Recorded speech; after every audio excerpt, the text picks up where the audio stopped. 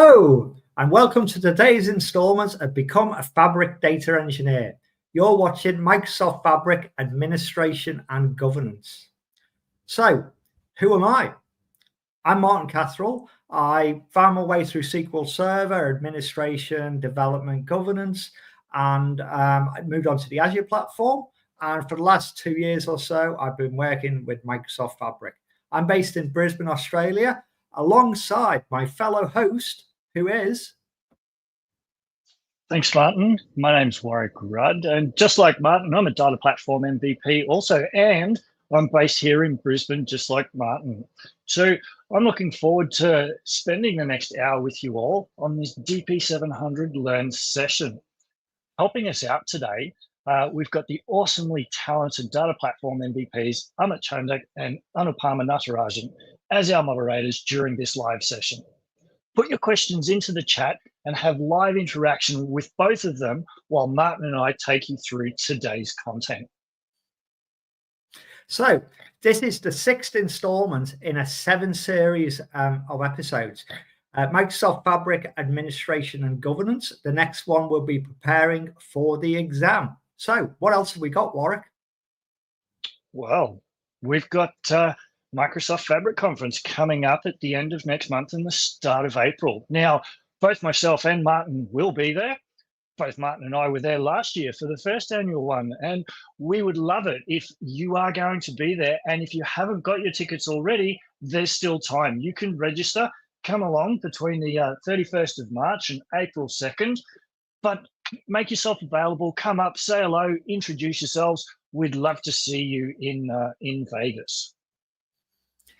And we're running a Power BI data viz competition that will be judged. The final rounds of it will be judged in Vegas. So how do you get there? Well, there's 4 heats running over consecutive weeks. The first of those heats is running at the moment, and depending on where you are in the world, I think the close-off date is tomorrow or the next day. But the good news is you've got 3 more heats over the next 3 weeks in which to qualify. You can win a package that includes a ticket to the conference in Las Vegas. So we'll talk more about it at the end, but let's move on. So given that we're here to talk about DP-700, don't miss out on your chance to help you get that and sit the exam. Register now for a 50% discount on DP-700. As you can see, it's a limited time offer and we haven't got long left for you to get your 50% discount. So, like Warwick said, we are live and interactive. We've got our 2 great moderators standing by. They'll answer all your questions in the chat in real time if you're watching this live. If there's anything they need to pass through to us, they'll pass it through. We've got time at the end for Q&A. So, well, let's get going. So this is Microsoft Administration and Governance. And so this is all about governance and administration, clearly. Governance is a bit of a process as well as like having a tool to do things, but there's lots of little tweaks and things within Fabric that we can use to make the governance process easier. And administration, like administrating SQL Server or Power BI, is a huge part of the jigsaw.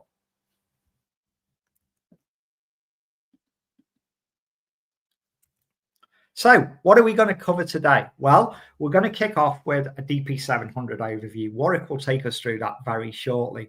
And then we'll look at some, admin tools, some of the tasks that are fairly common to this role of administration and governance. We'll walk through what is in the portal to do that, and we'll take a tour of the workspaces.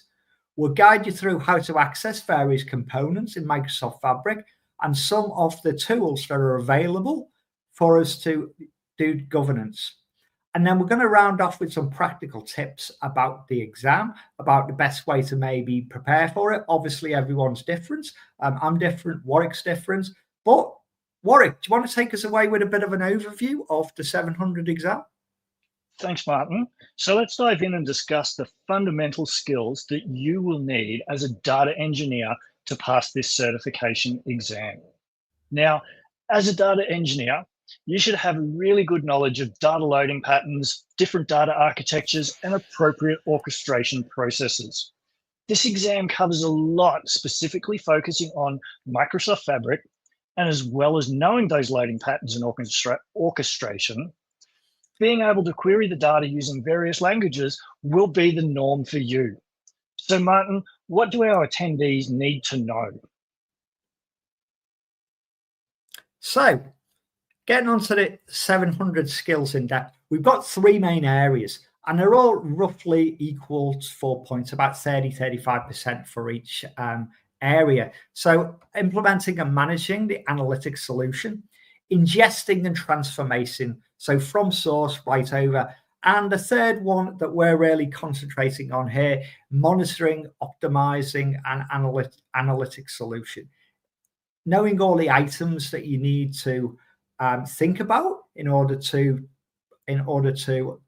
facilitate your role. How you can identify and resolve errors and optimize performance. So now the certification. Some of you may have already started down the DP-203 path, okay? And there have been questions about, is DP-700 replacing DP-203? Well, DP-203 is retiring, and it retires at the end of this month. Now, that doesn't mean that you've wasted your time. DP-203 was more focused on these things, but in that broader scope for all things in the Azure environment, where DP-700 is more honed to specific for how and what you're doing inside of Microsoft Fabric, okay? So things that you've learned in DP-203, you'll be able to just take those across and fine-tune some of those skills so that you can sit and pass DP-700. And that's what this series is all about, us taking you through for you to streamline and get ready to pass DP-700. Okay, thanks a lot for that, Warwick. So now that we understand what's included in the 700 exam, we're going to dive into the content a little deeper. And we're going to start with a bit of level setting. You know, what is Microsoft Fabric? You've probably all seen it before, so I won't dwell on this slide too much. But we've got various components in there that all make up the entire end-to-end journey of data as it flows from source, comes into the system, is transformed, and is finally visualized by Power BI. So we've got Data Factory. Have we got a graphic for this coming up, Warwick?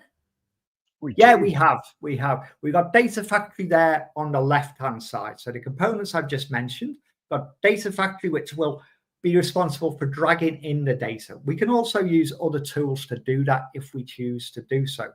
We've got the data engineering, where we can use notebooks, and we've got lake houses. And then we've got data warehousing, which will probably be quite familiar to most people because it's really based around that familiar SQL Server engine that so many Microsoft data professionals are very familiar with.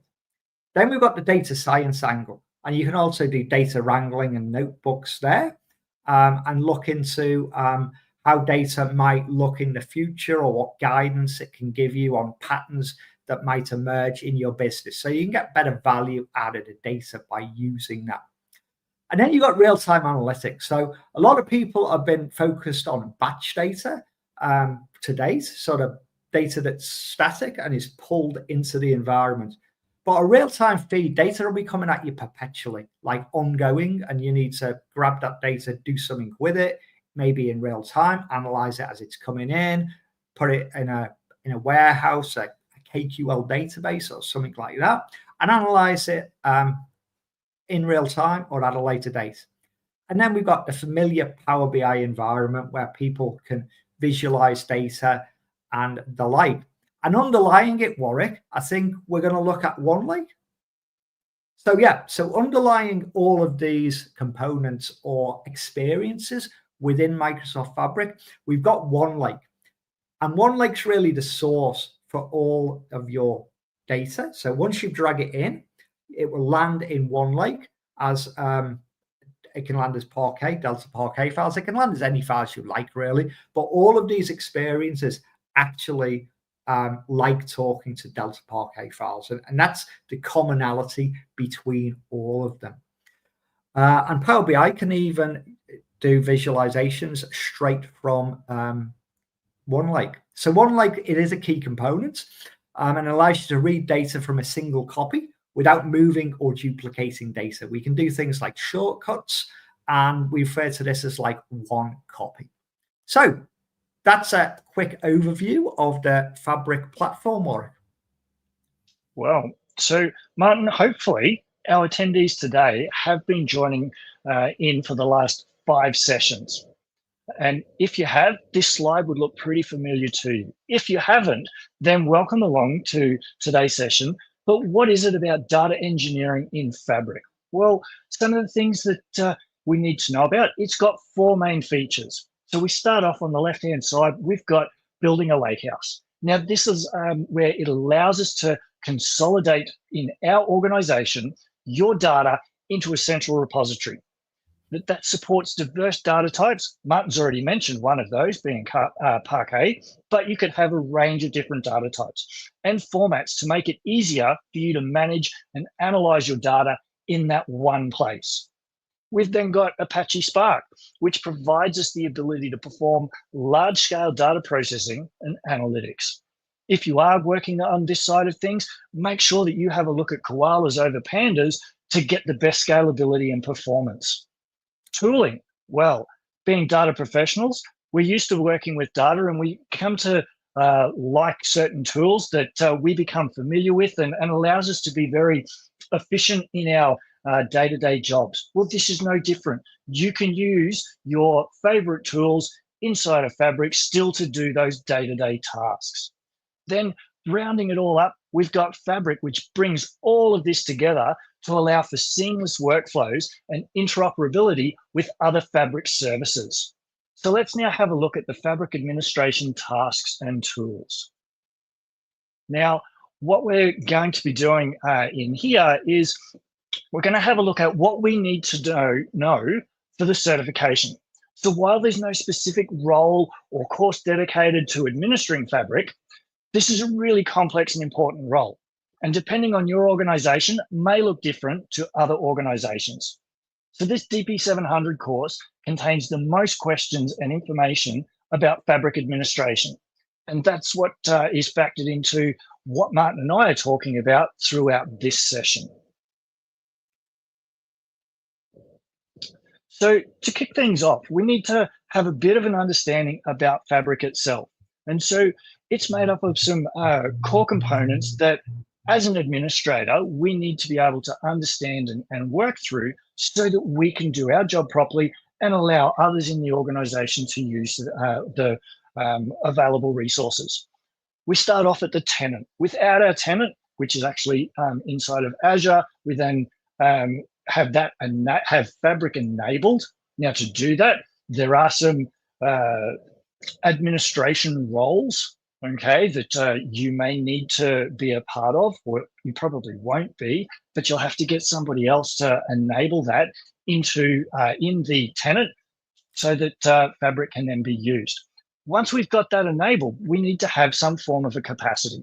Once again, this is undertaken inside of the Azure tenant, and we get to choose from capacities from, I believe we can start as low as 2 all the way up to, I think, a 2048 capacity. Does that ring a bell, Martin? It does ring a bell, actually, Warwick, because hasn't Power BI Premium capacity, has that been replaced by another SKU? I think it has gone away, and we just need to worry about the F SKUs. But once we've got that Fabric capacity in place, that allows us to create the items, utilize the resources, process our data for what we want to do. Now, hey, Warwick, domains. Yes, Martin. Sorry to interrupt there. So the Power BI Premium capacity that people had previously, is that roughly comparable to one of the SKUs in Fabric now? If I'm not mistaken, I think so, Martin. I think it does go to that F64, which is like your tipping point on being able to utilize all of the different features inside of Fabric. So, Nice, Warwick, it, thanks. but you don't actually need to have that F64 for you to start and work inside of Fabric. Okay, you just might not get all of the features available. You do need to know about that. Now, domains, they're like a logical grouping of our workspaces that make it easy to group things together, get different people in the organization to work on different things. Like up on the screen here, we've got marketing, sales, finance. They could be all different domains. Then inside of those domains, we can have subdomains, which once again are just further logical groupings of how we want to keep things together. Once we've designed how that looks like, we've then got our workspaces. And our workspaces is where all of the items are residing, and we're able to give permissions on who can access what and start to build out those items and what your end-to-end Fabric environment looks like. Each of those items, they might be, they could be a Power BI report. They could be a ADF package. It could be it could be a lake house. There's a raft of things that you've got available to you, which are our items. So Warwick, so what I'm hearing is the workspace is a container for all our items. Is that correct? Yeah, you build it, you give people access to that, depending on what their license is, on what they can and can't do inside of that workspace. You then are able to start off your journey with creating your first item, maybe even sharing it. You spoke about the one challenge, right? That's over the next 4 weeks. Maybe we could start and create our first dashboard and submit it together. So I hope I'm ready for 4 weeks, Warwick. We'll have to work hard. So, understanding Fabric workspaces. So, Warwick's talked about the workspaces at a very high level.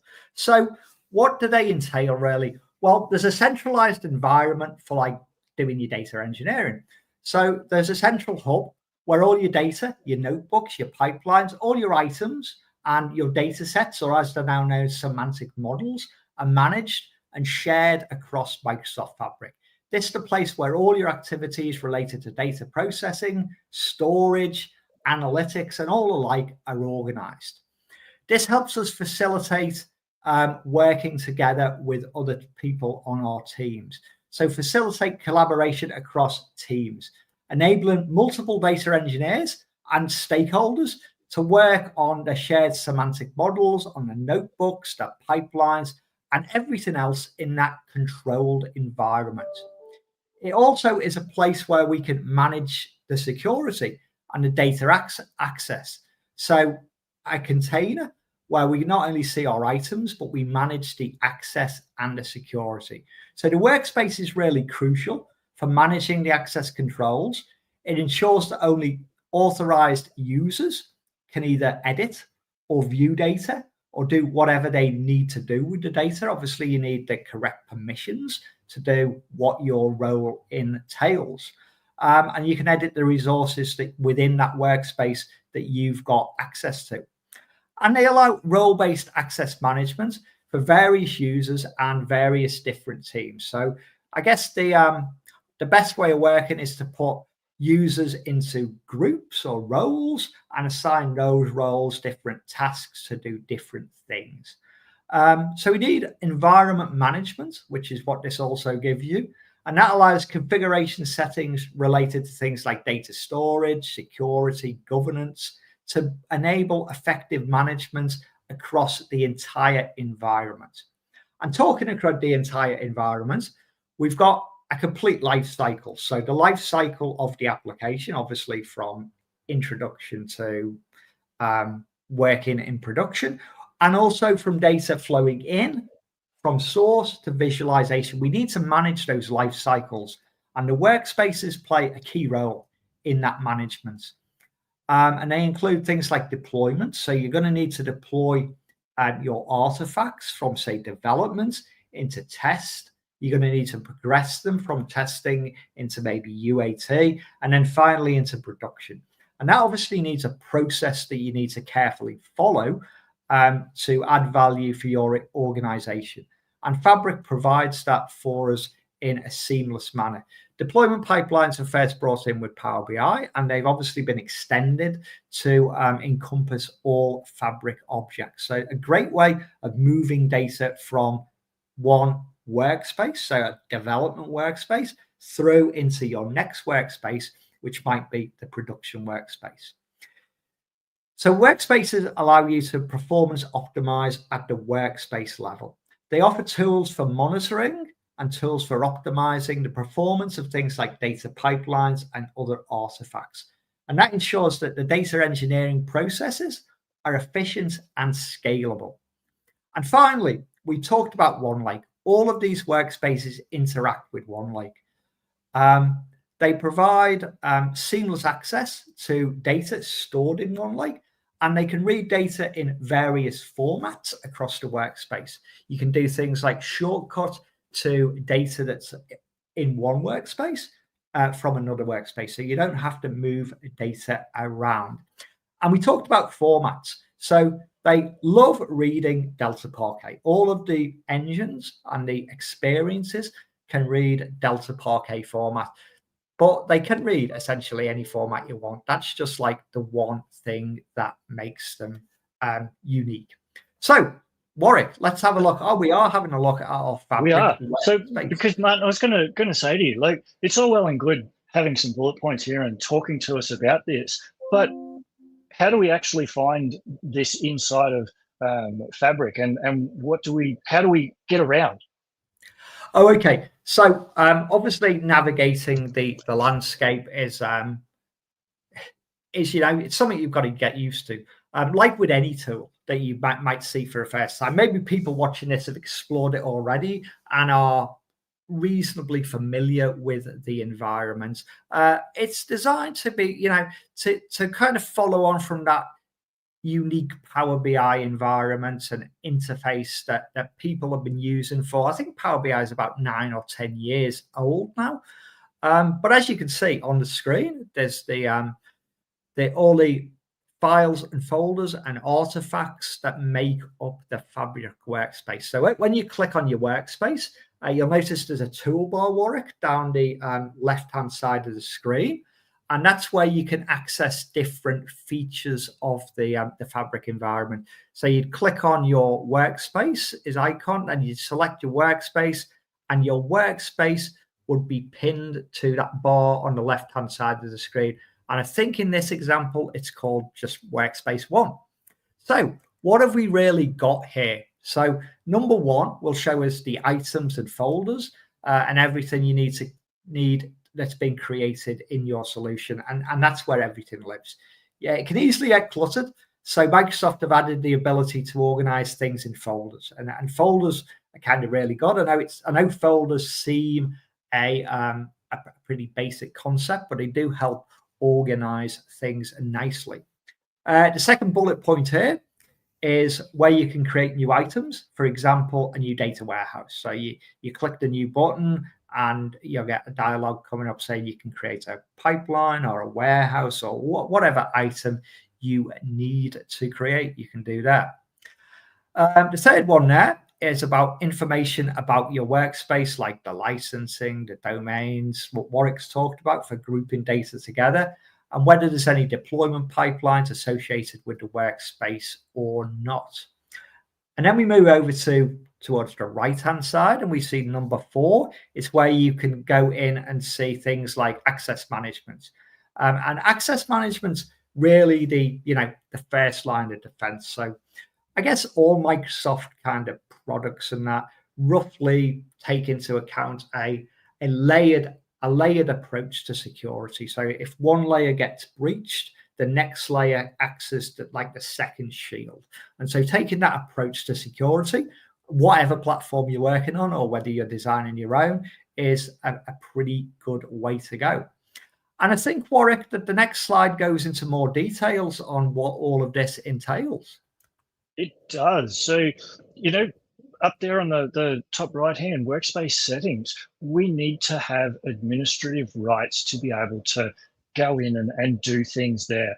And that's why it falls into what we're here to talk about today. Now, the workspace settings that we do have, there's quite a lot for us to go through. I'm not going to go through all of these in fine detail, but what we do need to be able to understand for that workspace, what are some of the things that we can do? Well, we can manage our Azure connections. So that might be our private links. It might be our ADLS Gen 2, our Azure Log Analytics, so that we're able to access the data that we're using, but we're also wanting to capture the logging of what we're processing and put that out to Log Analytics, and that's where your KQL comes into it to be able to then write queries and see what's going on in that environment. Now, the good thing, and this has been something that's been coming right from day one, but the Git integration, okay? We've got multiple ways of integrating our Git integration. So we've got GitHub as well as Azure DevOps, okay? We've got the ability to configure our OneLake settings. So are we going to be caching our environment or not to help with certain performances that we might be undertaking?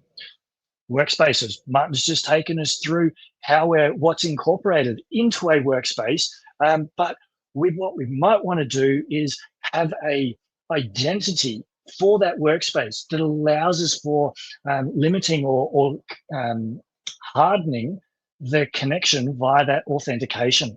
We've got the managing of our network security endpoints. Once again, this is where we want to really harden things so we can't have some bad actors come along and gain access to Martin's pipeline and slip something in there that shouldn't be included into that pipeline. And I'll have plenty of security around my pipelines, Warwick. The other thing is we can then go and create an event house for our workspace monitoring activities. So that allows us, and we'll have a look at the, we'll have a look at the monitoring a bit later in the session, but it allows us to see what's going on in our environment. Taking that even further, we spoke about using Spark to be able to process our data. Well, we're able to manage those configurations. We can set our default Spark pools for each individual workspace, because you're not going to have a single workspace that is doing all of your processing. This is where we saw on earlier slides around those different domains. We've got sales, we've got marketing, we've got HR. They're going to have different processing that we're going to potentially need different resources, especially around those Spark pools, on what type of processing we're going to be doing. We can adjust the compute to allow our notebooks for our Spark jobs to work. And lastly, looking at configuring those runtime settings for Apache Airflow jobs. So with that, what have we got from our tasks, Martin? Okay, so administration tasks and tools. So some of the tasks we might want to do, and you can see them, they're all laid out on the screen there. So let's take them as we come to them. So security and access control, obviously one of the most important aspects of Fabric administration and administration generally.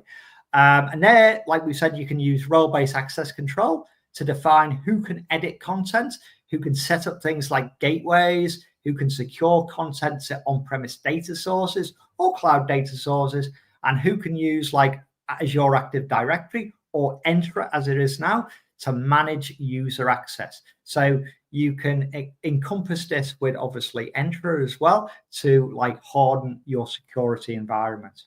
Then we got data governance. Now, data governance obviously is a set of processes as well, but obviously the tools have to help you manage that process. And that requires obviously a solid understanding of general data governance principles.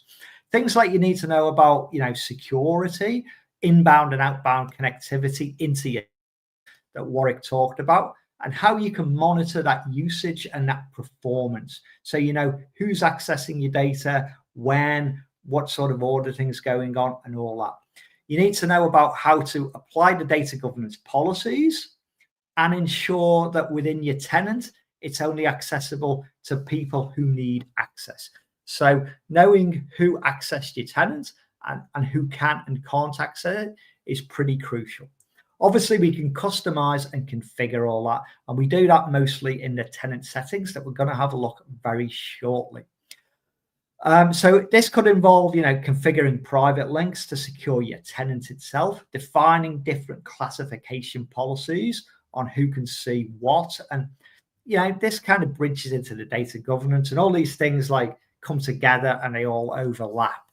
And the look and feel of reports and dashboards is something else you might want to customize and configure.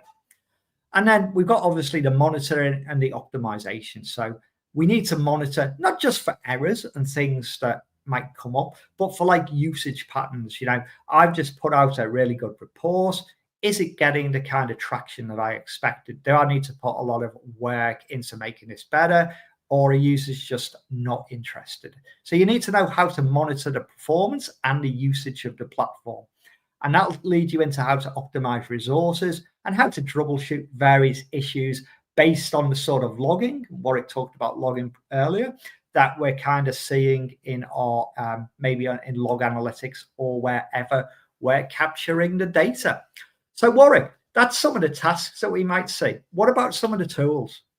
So to be able to do that, Martin, and it's really, really good that you brought that up, right? So I'm just going to leave this on this slide just for a second for you all to take that in and think about what Martin's just gone through. Security and access control, customization and configuration, data governance, monitoring and optimization. With that, how do we go about doing it?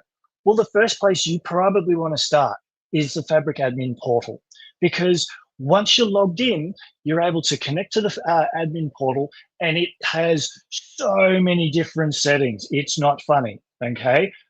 And you want to spend some time in there to be able to familiarize yourself with, well, what are the types of things that we need to go and do? And everything that Martin just went through is available on that one portal. Once you're familiar with that, if you want to make your life a little bit easier, okay, you might want to automate tasks. We've got PowerShell commandlets that we can do that. Now, from that security point of view, Martin, you were talking about using role-based access control and granting people access using their Entra ID. Well, this is where PowerShell really comes into it, right? Because we can automate that to go, oh, you've just started with the company. I'm going to add you to this into the tenancy, give you these permissions. Oh, we're going to add you using the role-based access control to be able to access certain features. That makes my life so much easier as an administrator, being able to just utilize that PowerShell over and over and over again, making it so much more flexible to be able to get you working on what you need to do. Now, well, that's right. That's right, Warwick. And obviously, me and you have worked as SQL DBAs and come through that stream ourselves. So we kind of know that automating these tasks is a critical way to go. It is, and you spoke about the Git integration, and the beauty of this is you can have your scripts straight in Git and being able to access those. Therefore, anybody else can come along and use those. Now, if you want to take this even further, we've got admin APIs and the SDKs. Now, if you're much better than me, or you've got in your environment, you've got other applications, you might have some web-based applications that you provide, might be software as a service, for example, to allow people to do things. Well, using these admin APIs, you can create what you need to incorporate these types of things inside of the Fabric into your other applications, therefore making life easier for you to access it, not just from inside of the portal, okay? We go one step further, the admin monitoring workspace. And this is where Martin started to talk about, how do we know what's in place? Who's using what? We've got that monitoring workspace. I'm not going to go into that because we'll touch on that very, very shortly. And then we've got the relatively new Fabric capacity metrics. Now, Martin, do you want to kick us off with taking a closer look at what some of these are? I sure do, Warwick, and thanks for that. So In this section, there's just a couple of slides to show what kind of tools are available for admins and users in general, so you can directly use the product. So let's get going, Warwick, and see what we've got. So the first thing we see here is the Fabric admin portal.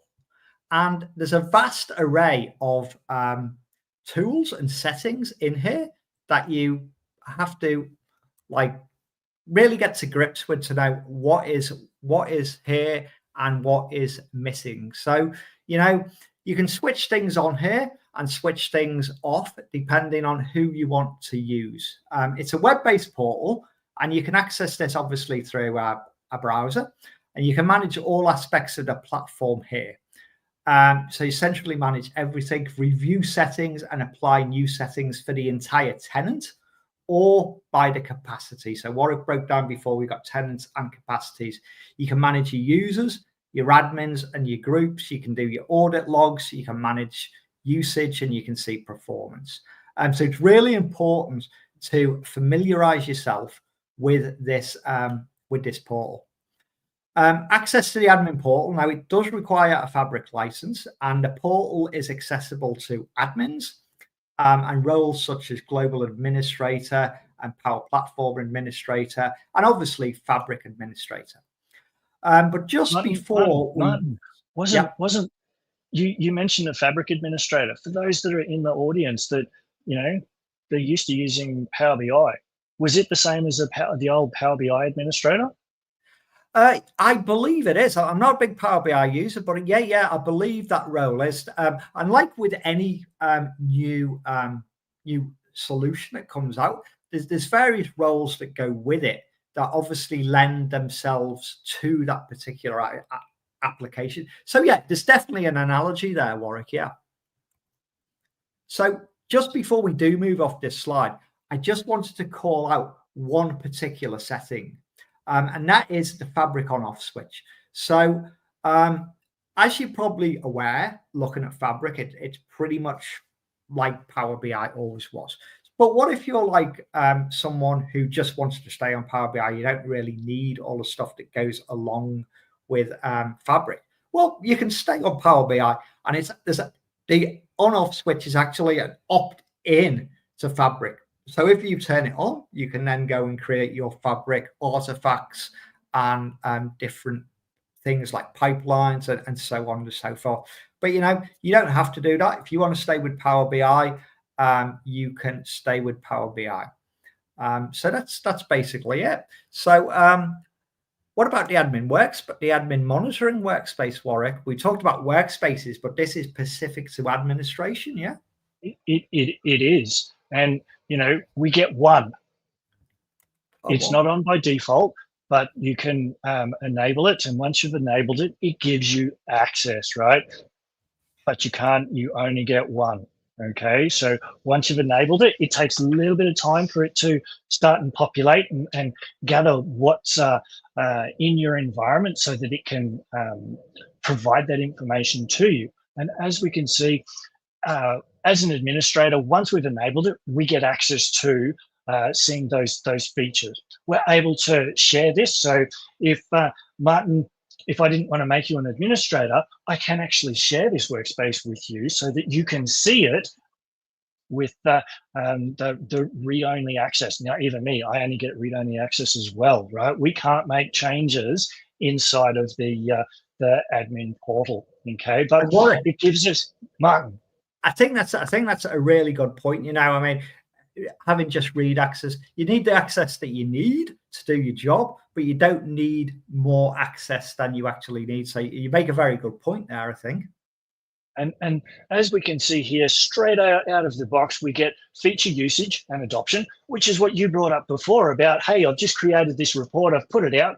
Is it being used? Well, have I targeted the right group of people to use that? As well as from that governance side of things, we've got details from the Purview Hub. Now, it gives us, these are pre-canned data sets and reports based on everything that is in the Fabric environment, okay?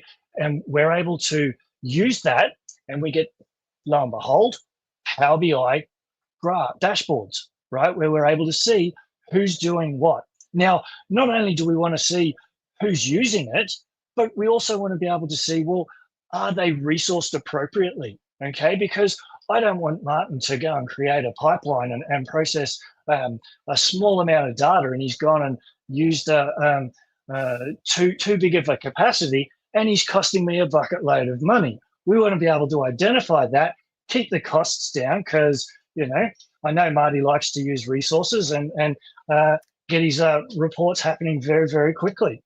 So, well, that's right, Warwick. That's right.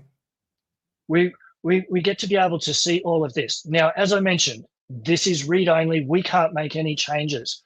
What we can do is that if we want to, we can go and create for those who are going to enter the Power BI challenge. Okay, this is a great opportunity because you get the ability to create your own Power BI reports, dashboards using the underlying data sets that are available here. So you can get your own, roll your own specific to your environment for what you want to see on top of what comes out of the box. So Martin, yeah, that's great. What extra things do we get outside of the admin dashboard?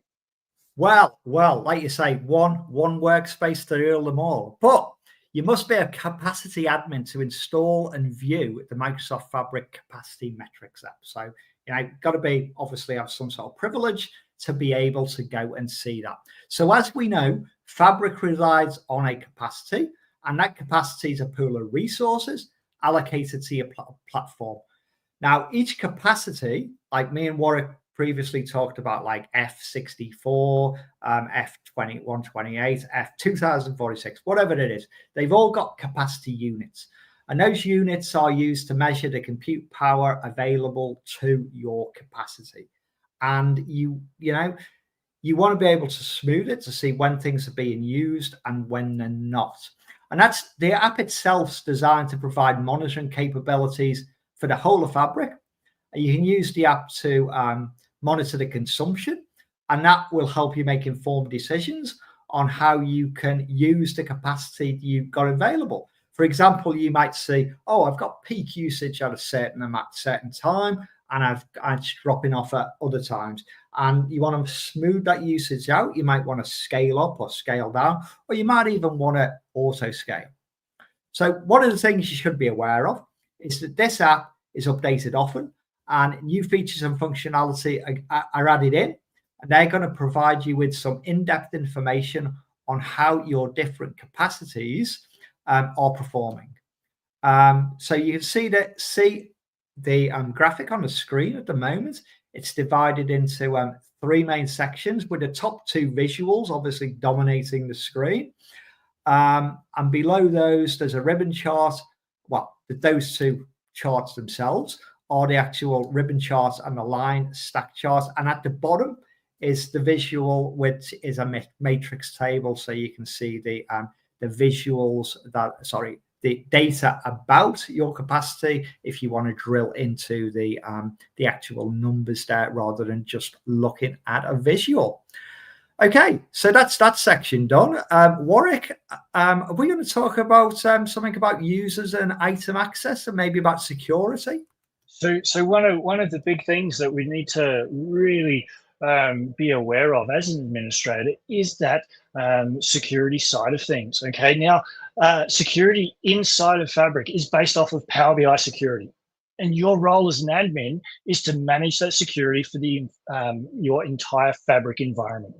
And that includes managing your users groups and how they interact with those items, but also being able to share and distribute content inside of the environment. Now, we've already spoken about role-based access control and the ability to use PowerShell, but we've also got resiliency in Fabric by having the capacity put across multiple regions and or availability zones. We've got Lockbox, which controls how Microsoft engineers access your data, okay? They don't just have access by default. You have to give permissions for that to occur. We've got service tags, which allows for enabling managed instance to allow incoming connections from Microsoft Fabric. And then we've got One Lake Security, which, Martin has spoken about the One Lake, and because everything is sitting on that, and we need to ensure that we lock that down so that we protect our assets which are stored in that environment. So how do we go about doing that? Well, to manage our users, it's not done inside of Fabric. It's done inside of our Microsoft 365 licensing, and depending on which license you get, is then going to impact what you get access to, and what type of features you can either read, create, share in the environment. Okay. Once those licenses are in place, we're then able to use, like we mentioned, those PowerShell with the role-based access control to be able to provide that access to each end user. So how do we go about sharing that information, Martin? Yeah, glad you asked for it, because obviously we're creating all these items and we might want to share them. I mean, the most obvious one we might want to share is our reports. Obviously, we want to share that out to the wider world or the wider audience, which might be our organization. But we also want to share some of the components we built and made with members of our other team. So as an admin, you can manage how you interact with Fabric in terms of sharing and distribution of the content.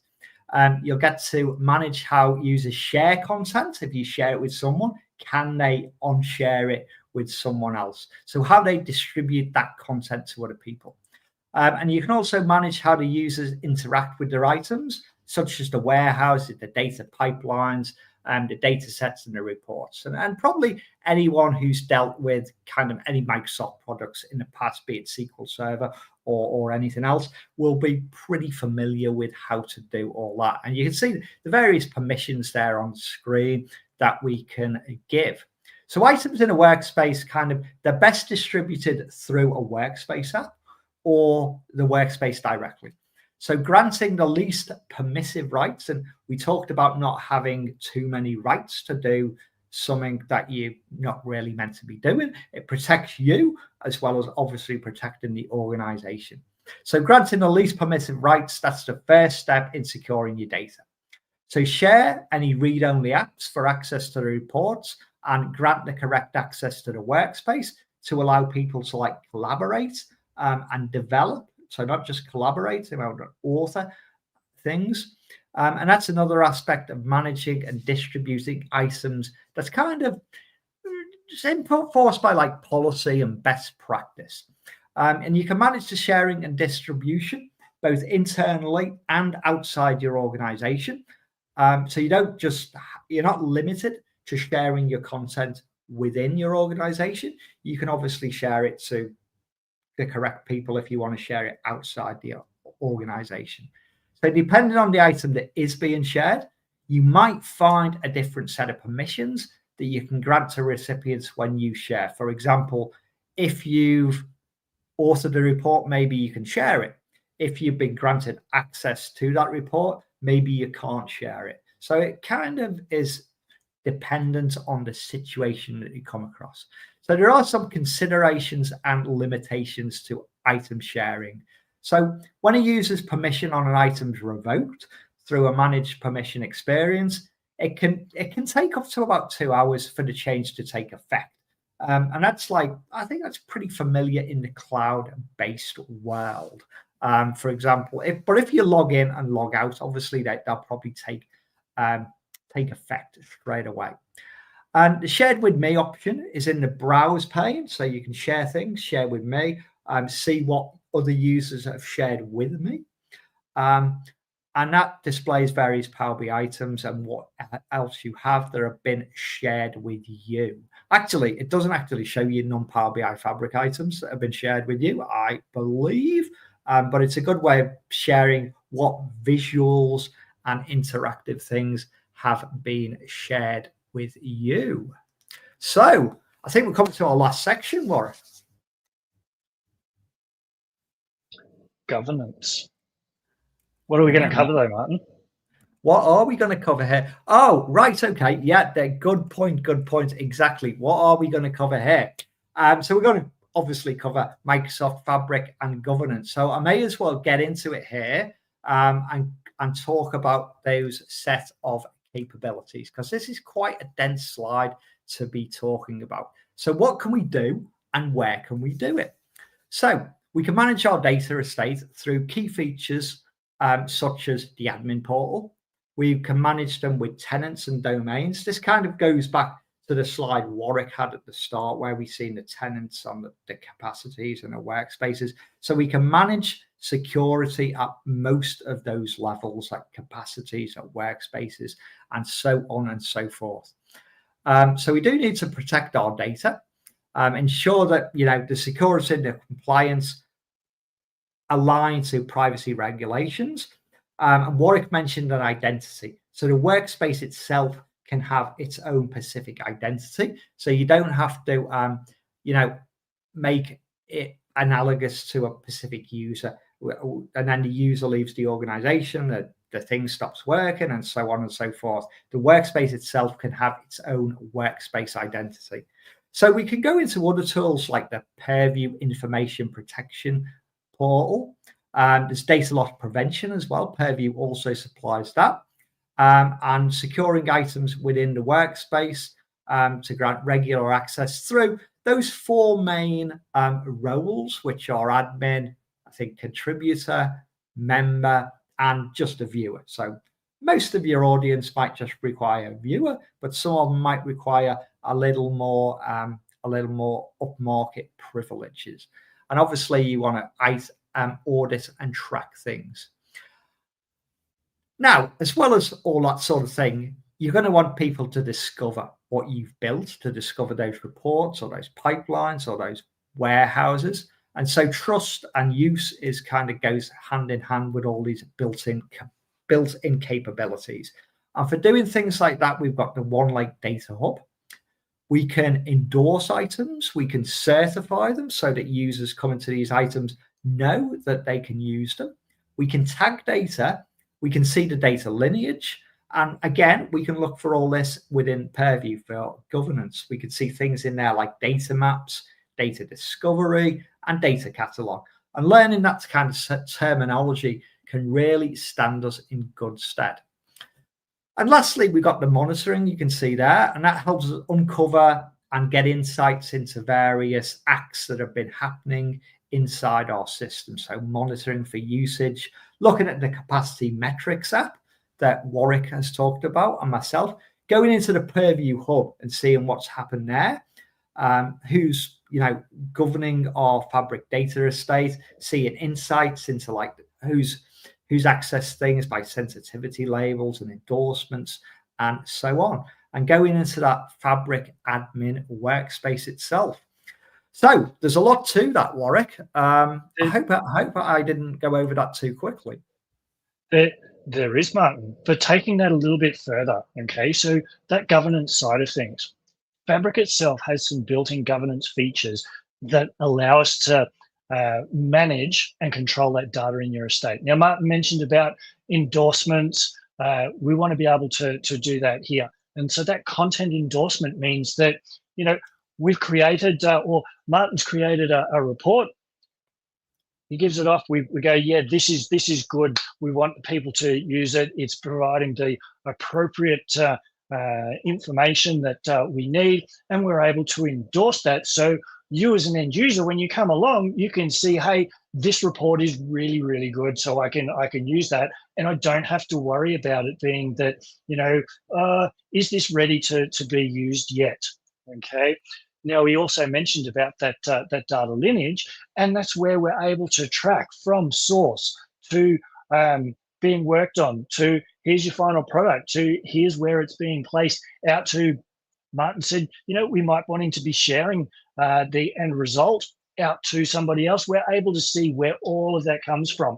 And that's all just built straight into the product itself. Now, to be able to do all of that, we need to have metadata scanning. Okay, now this facilitates this governance of the data by enabling that cataloging and reporting of all of the metadata across the organization's Fabric items. The Scanner API is a set of admin REST APIs that we're able to use to scan the items for any sensitive data.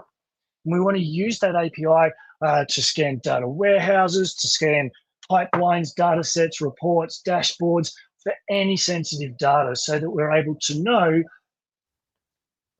we've got a HR report which has, everybody's salaries. We don't want people to know what everybody's salaries is. Well, maybe we do, but that's the type of thing that you could look at and go, hey, what should be shown as sensitive data or not sensitive data, giving access to the appropriate people.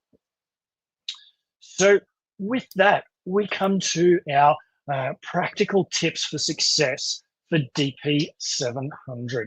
Okay, so with that, what are we looking at? Well, we want to work through everything that we've been through, not just in this session, but also the previous 5 sessions that have gone before us. You want to look at the hands-on practice exams.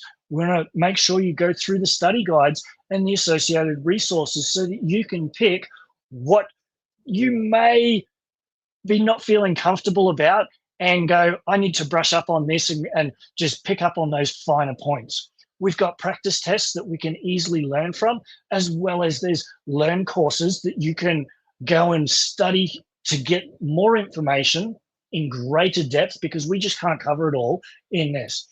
The other thing is you can get a trial, Fabric trial, which allows you, it costs you nothing, and you can then go and set up your first small project to start and work in this to get you ready for the exam. Now, Martin, have you used any of these, not just for this exam, but in the past, but specifically for this exam? Have you used any of these to help you?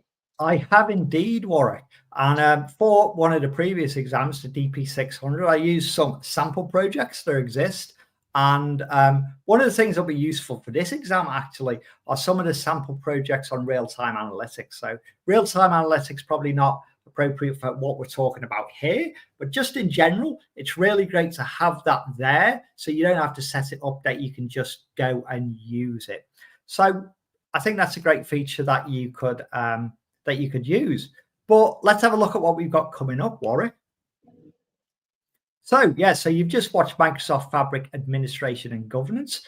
Join us again. It won't be me and Warwick, but it'll be someone nearly as good, to prepare for exam day and answer the open Q&A. You'll find that here next week.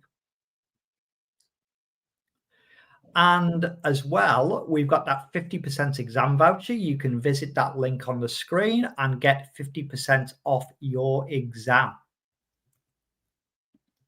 Just to recap, we did talk about this at the start, that FabricCon is on in Vegas, March 31 to April 2.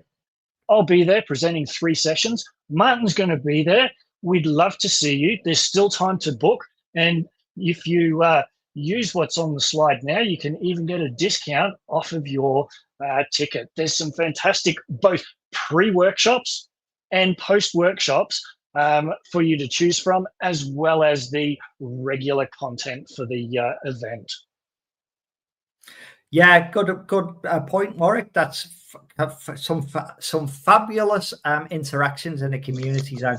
But the final of Power BI Data Viz will take place there. And I love the way they've titled it One Champion. So a winner from each of those 4 weeks that we've talked about will be in Vegas, and they'll be competing for the Power BI Data Viz World Championships. So hopefully we will see you there. And that brings us to, sorry, carry on, Warwick. Well, Martin, I was just going to say, the lucky thing is, we both joked about our ability with regards to the visualization, but we will be there to see who is the one champion in Vegas. So look forward to seeing you all there, hopefully. Yeah, that's right, Warwick. And like, neither me or Warwick are visualization people, but we'll be going along and having a look what's going on. Some people do some fabulous content, and we'll be learning a lot for them, because no one says, hey Martin, you've developed a great pipeline there. On that, So Martin, with your pipelines, that brings us to the end of today's session. Do we have any questions from the live chat for I'm just Q&A looking that at we the might live be chat able to? here, Warwick. And yeah, I think that brings us right up to time. Oh, actually, we do have a question here. We've got one. I think we've got time for one question. Sounds I'll good, read it Martin. out and I'll have a go at answering it. And if I can't, you can, Warwick. Or maybe you can add your point. So, question: do we need to have a separate capacities for separate workspaces, or is it the same capacity for multiple workspaces? What's the best practice? Well, in a nutshell, you can have one capacity and you can share that across multiple workspaces. So that's one option. Or you can have a separate capacity for each individual workspace. The choice is yours. Would you say that, Warren? I would, Martin, and see the caveat there is depending on the size of that capacity, on what you're trying to do, where it might be one capacity for the two workspaces.